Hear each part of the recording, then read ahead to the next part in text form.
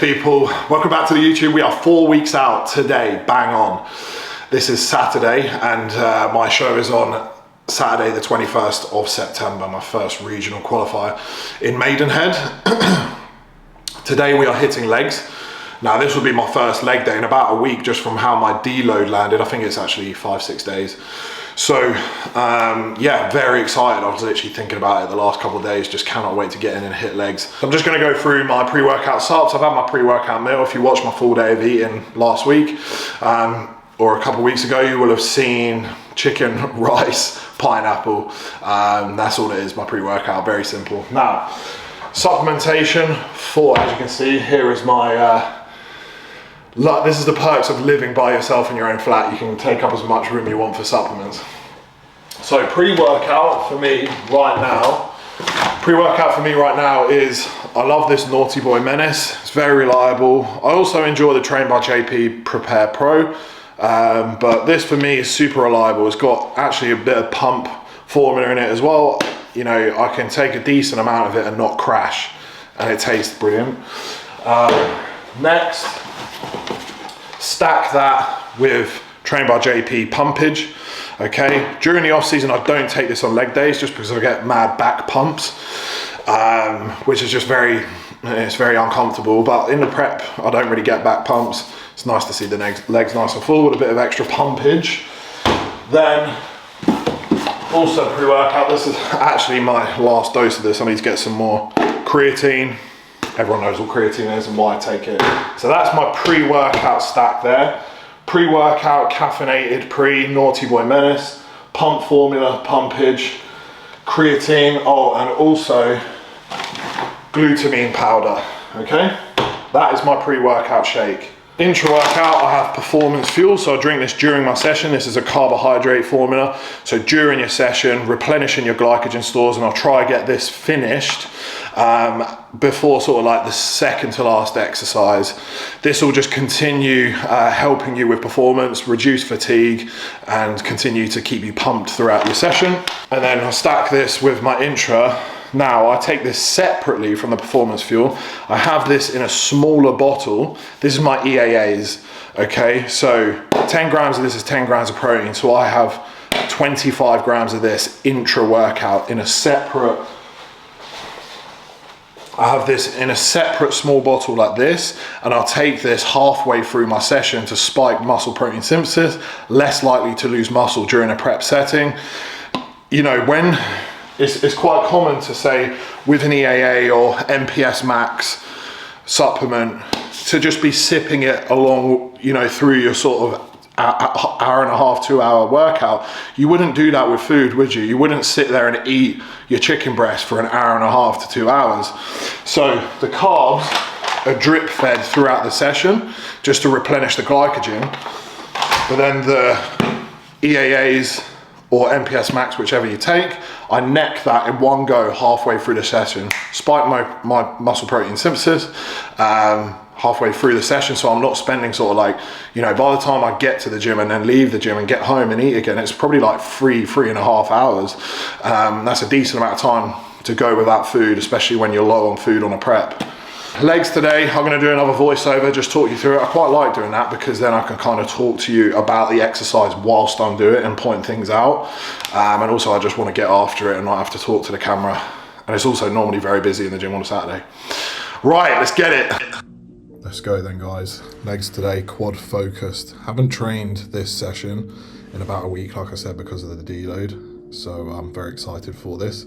Start off with just some bodyweight lunges just to warm my knees up. It was cold outside as well. So then onto the adductors. Now with this, slight point out of the toes, and this is heavy in the lengthened. It's a prime piece, so I've made the resistance profile heavy in the lengthened in the stretch. So I hold it in the stretch here, and then squeeze in the middle. And you want to really push your arse and hips back into the pad and don't lean forward.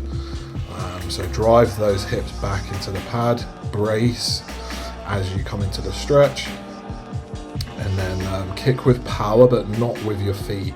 You want to be focusing purely on the adductors and sort of dragging them together, I find why I point my toes out is I find I can get a better connection with my adductors this way. So yeah, 2 sets here, 8 to 12 and 12 to 15. Next we move on to the seated hamstring curl. So with this, you want to set this up so that it's a straight line from your hips to your knees to your feet. This will avoid any knee issues.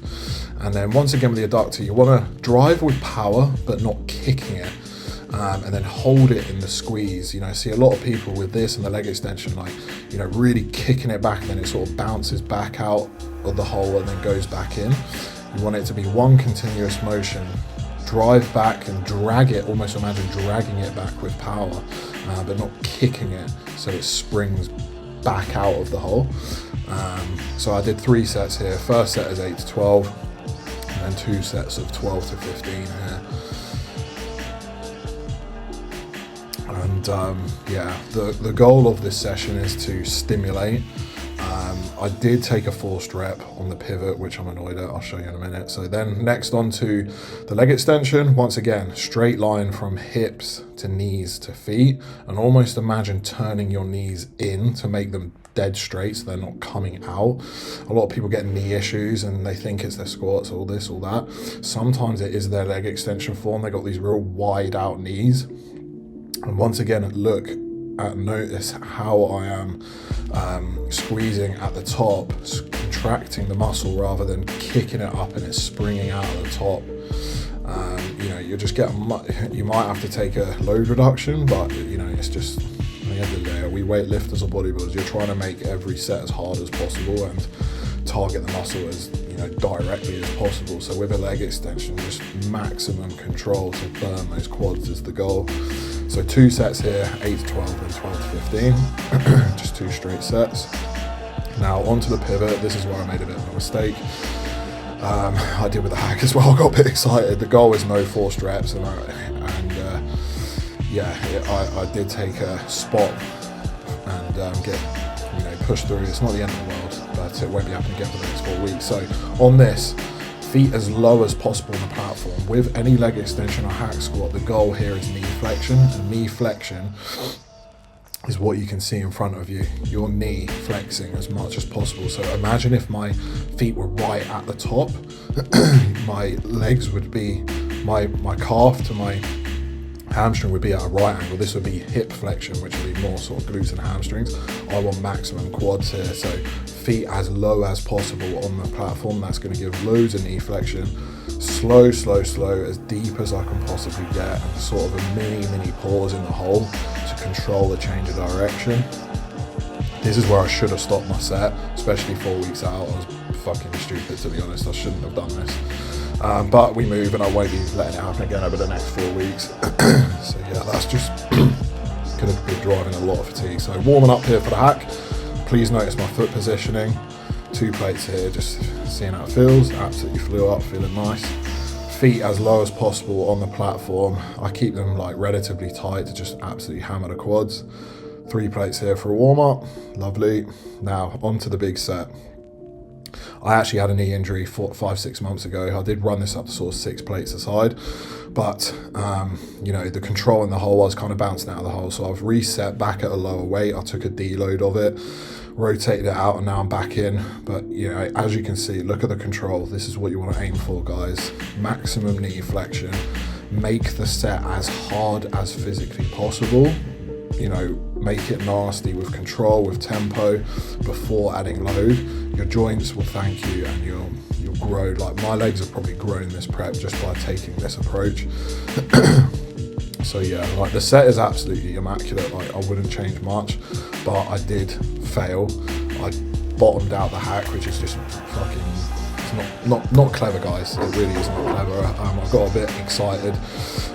Now, normally in an off-season setting, crack on. Like, I'll take a forced rep on this any day. I'll just absolutely send it to hell. But 4 weeks out, you know, I'm just asking for massive fatigue and injury. But you know, luckily I'm fine, absolutely fine. So it's just something to work on for myself. Like, I get a bit carried away with stuff like this, like that. Like, I shouldn't have done that last one, but hey. So, Bulgarians, the last exercise and the hardest. 60 kilogram dumbbell here. Now, this is how you want to set it up. Back foot raised. Get yourself set up, strapped up, and then you know, push yourself off with your other hand, as you can see here, and then just spring up. It's, you know, a lot of people struggle with the balance, as am I there, but what you want to do is focus your eyesight on one thing. Don't be looking around. If you look around, you will lose balance. Focus, like I'm looking at a number on the dumbbell, like the 48 kilograms, I'm just staring at that number, and it helps you keep balance because it keeps your head and body stable. So this is just one set here of 8 to 12, and that's all I need because I was absolutely done in after this. Obviously do both legs. And a bit of posing. Obviously after a leg day I don't really like to pose too much. The legs are just mad inflamed and the upper body is just flat, but thought I'd have a look just at the legs post workout. Anyway guys, thanks for watching. If you're enjoying these videos and the prep files, drop a like and please subscribe. If you're watching this and not subscribed, subscribe to show support, and you know, it goes a long way. I'm trying to get to 1K subscribers, which is not a lot, but I've only just started posting really on this prep, so you know, looking to build it up over the next coming year, especially as we go through to the off season, what the next growth is. Anyway guys, take care.